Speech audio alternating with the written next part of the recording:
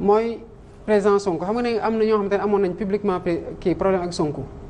Justement ça signifie que on n'a pas un président Sonko n'est pas un rancunier vindicatif boo xamante ne day téye en.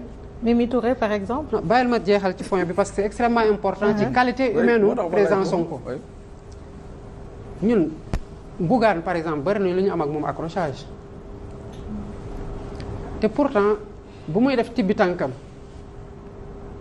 ba mooy bi président Macky Sall demee ànd ak sa horde de nervi là au Fouta ñuy bastonné. di def tournée économique.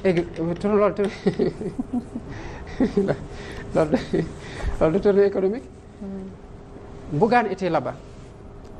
bi président gisee loolu daf ko wane ko Bougane dégg naa ne yow yaa ngi dans la zone nord fan nga nekk mu ne ko maa ngi Ourossogui mu ne ko ana président Macky Sall mu ne ko dañoo génn mais fii lañ nar a fanaan mu ne ko génnal. loolu ah ma ne loolu dund ngeen ko Bougane. oui parce que en fait mu ngi xalaat ne am na lenn lu ko fa mën a fekk. lu ko ci mën a fekk lu mu ko yéenewul. parce que adversaire politique même au sein du pouvoir am na loo xamante ne tey bu ñu ko doxaloon tuuti rek andi gi mën na am nu mu mel parce que Sénégal gii mais ñoo ko bokk. ni ma amee droit nekk opposition noonu la keneen amee droit tànn pouvoir. mais warul virer à l'animosité ba ku nekk jàpp ne yow tant que faagaa